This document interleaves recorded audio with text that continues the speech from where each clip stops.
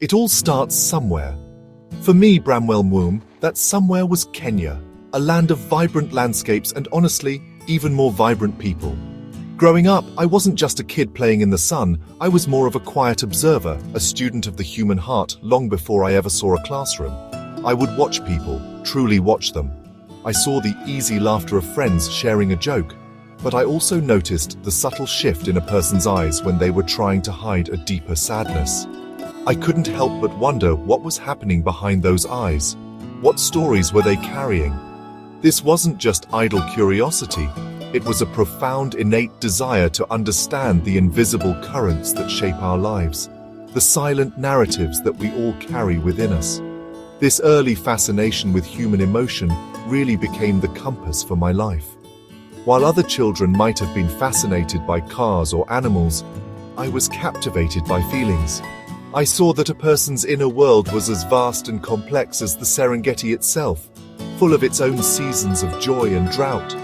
I wanted to know why some people seemed to navigate their internal storms with grace, while others were swept away by them. It was a puzzle I was determined to solve. This deep-seated empathy and inquisitiveness laid the foundation for everything that would follow, a calling that whispered to me from a very young age, telling me my purpose was to listen, to understand, and ultimately to help heal the unseen wounds of others. My journey wasn't about seeking fame or fortune. It was about seeking answers to the most fundamental human questions. What makes us happy? What causes us pain? And how can we help each other carry the burdens that feel too heavy to bear alone? These were not simple questions, and I knew there were no simple answers. But that didn't deter me. Instead, it fueled my determination. I realized that to truly help someone, you had to do more than just offer a kind word. You had to understand the intricate machinery of the mind, the delicate balance of emotions, and the powerful impact of life experiences. My path was set, not by a grand plan, but by a simple, powerful calling to connect with the core of our shared humanity. So, from the heart of Kenya, a quiet observer began his transformation into a future healer. My playground was the everyday life around me. My subjects were the people I met, and my laboratory was my own keen sense of observation. I was learning that behind every smile, every frown, and every tear, there was a story waiting to be heard. This understanding became the driving force behind my ambition. It wasn't just about becoming a professional, it was about becoming a person who could offer a safe harbor for those lost in the storms of their own minds. The seed of curiosity, planted in the rich soil of my homeland, had taken root and was ready to grow into something extraordinary. When the time came for higher education, I knew exactly where I needed to be. I enrolled at Kenyatta University, diving headfirst into the world of psychology. This wasn't just about getting a degree, it was about getting the tools I needed to start unlocking the mysteries I had pondered my whole life. I devoured textbooks, attended every lecture, and engaged in passionate discussions about the human psyche. I learned about theories of personality, the science of emotion, and the biological underpinnings of mental illness. For the first time, I was finally putting names and scientific frameworks to the things I had only intuited as a child. Psychology gave me the language to articulate the silent struggles I had always seen in others. But soon I realized that understanding the mind was only half the battle. I saw that our mental and emotional states are deeply intertwined with our physical health. A troubled mind can make the body sick, and a sick body can weigh heavily on the mind. I knew that to be a truly effective healer, I couldn't just treat one without considering the other. So, I made a bold decision. I decided to train as a nurse. This dual path was, honestly, a bit unconventional, but for me, it was essential. I wanted to be able to check a patient's vitals just as skillfully as I could explore their deepest fears. I sought to create a holistic approach, a bridge between the clinical and the emotional, the seen and the unseen. This unique combination of skills really set me apart. As a psychologist, I could understand the complex emotional and cognitive issues a person was facing. As a nurse, I could understand the medical side of their condition, the effects of medication, and the physical symptoms that often accompany mental distress. I was building a comprehensive toolkit for healing. I learned to speak the language of both doctors and therapists, of both the body and the soul. This allowed me to see the whole person, not just a collection of symptoms or a diagnosis.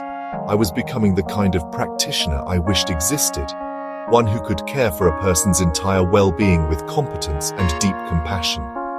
My training was rigorous and demanding, but my purpose was clear, and it kept me going. I wasn't just accumulating knowledge. I was forging an identity as a new kind of healer. One who understood that true health is a delicate dance between mental clarity and physical vitality. By choosing to walk both the path of psychology and the path of nursing, I was preparing myself to meet people where they were, in all their complexity. I was ready to step out of the classroom and into the world, armed with a rare and powerful combination of empathy, scientific knowledge, and practical medical skill. Ready to make a real difference in people's lives. With my unique training complete, I stepped into the real world, and the world presented me with a vast and varied field of battle for mental wellness. My work wasn't confined to a quiet, comfortable office. I went where the need was greatest, into the places many people forget. I worked in the sterile, high-stress environments of hospitals, helping patients and their families cope with the emotional fallout of illness and injury. I saw firsthand how a medical diagnosis could shatter a person's world, and I was there to help them pick up the pieces, offering counsel and comfort amidst the beeping machines and the scent of antiseptic. I tried to bring a sense of calm and humanity to these clinical spaces. I also walked into the stark, imposing world of prisons. Here I worked with individuals who were not just physically confined, but often trapped in cycles of trauma, anger, and despair. I listened without judgment to stories of hardship and regret, helping inmates find a path toward rehabilitation and self-forgiveness. I understood that a prison sentence punished the crime, but it didn't heal the person. I worked to address the root causes of their behavior, offering them tools to manage their emotions and build a better future. I brought light into some of the darkest corners of society, believing that everyone, regardless of their past, deserves a chance at healing. My journey then took me to children's homes, where I saw the vulnerability of young hearts.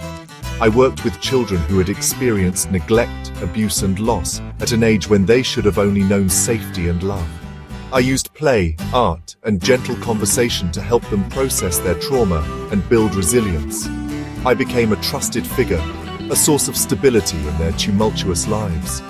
At the other end of the spectrum, I entered the high-pressure world of corporate offices, helping employees manage stress, burnout, and the challenges of a demanding work-life balance. I showed companies that investing in the mental health of their staff was not just a kindness, but a key to productivity and success. Through all these diverse experiences, I saw a common thread: the universal human need for connection and understanding. Whether I was in a hospital ward, a prison cell, a children's home, or a corporate boardroom, the core of my work remained the same. It was about seeing the person behind the label, the patient, the inmate, the orphan, the employee. It was about listening to their story, validating their feelings, and offering them practical tools and unwavering hope. I became a versatile healer, adapting my approach to each unique environment, but my mission was constant: to bring healing to every corner of the human experience, no matter how challenging or unexpected. Bramwell quickly realized that one-on-one care, as vital as it was, could only reach so many people. His ambition was bigger. He saw the immense scale of the mental health crisis, especially in Africa, where resources are often scarce and stigma can be a powerful barrier. He knew that to make a truly transformative impact, he had to innovate. He had to find ways to scale healing. This led him to the intersection of mental health, research, and technology. He wasn't content with just using existing methods. He was driven to create new ones. He began to envision and develop tools that could bring mental health support to people's fingertips, no matter where they lived. His work became a blend of clinical practice and forward-thinking research. He dedicated himself to studying the effectiveness of different interventions, always seeking to refine and improve his methods. He understood that progress is driven by data and evidence. Through his blog, Health and Wellness Breakthroughs, he began sharing his insights with a global audience, demystifying complex topics in neuroscience and psychology. He wasn't just a practitioner anymore. He was becoming a thought leader, a voice for a new, more accessible and technologically empowered approach to mental wellness. His goal was to build systems that could support entire communities, not just individuals. This commitment to innovation took concrete form in his efforts to develop scalable, tech-based mental health solutions. He started designing mobile applications and online platforms that could provide evidence-based support for people in crisis-affected areas. Imagine an app that can guide someone through a panic attack, or a platform that connects rural villagers with trained counselors via video call. This is the future Bramwell is building.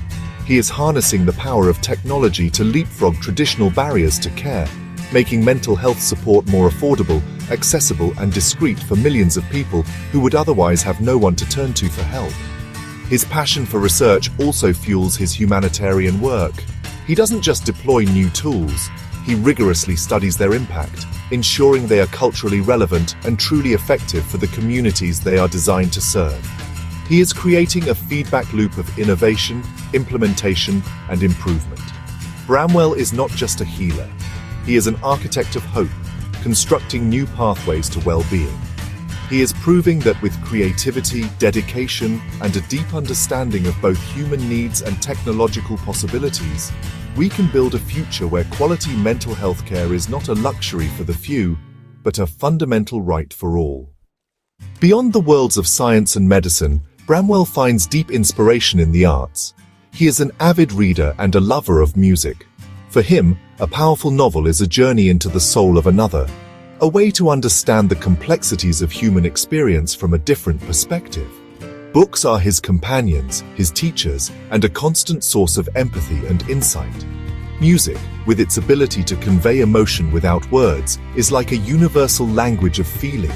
It can soothe a troubled mind, energize a tired spirit, and connect people across cultures. These passions are not separate from his work. They are woven into the very fabric of who he is, fueling his creativity and reminding him of the beauty and resilience of the human spirit. Looking to the future, Bramwell's dreams are as ambitious as his journey has been remarkable. He envisions building state-of-the-art mental health laboratories in Africa, centers of excellence for research, innovation, and training. He wants to create spaces where the next generation of mental health professionals can be nurtured, where new therapies can be developed, and where cutting-edge technology can be harnessed for the public good. He sees these labs not just as buildings, but as beacons of hope, symbolizing a new era of mental health care for the continent and beyond. His dream is to build a self-sustaining ecosystem of healing and discovery. Teaching is a cornerstone of this vision. Bramwell is passionate about sharing his knowledge and mentoring others. He wants to train an army of healers, empowering them with the same holistic, compassionate, and innovative approach that he has cultivated. He believes that the key to lasting change is to build local capacity, to equip communities with the skills and resources they need to care for their own. By teaching, researching, and leading, he aims to create a ripple effect of positive change that will extend far beyond his own individual reach. He is planting seeds for a future where skilled and compassionate mental health care is available in every community. Ultimately, Bramwell Moom's story is one of unwavering dedication. He is a healer, tending to the wounds of individuals. He is a leader, forging new paths and inspiring others to follow. And he is a dreamer, imagining a world where mental health is universally understood, prioritized, and supported.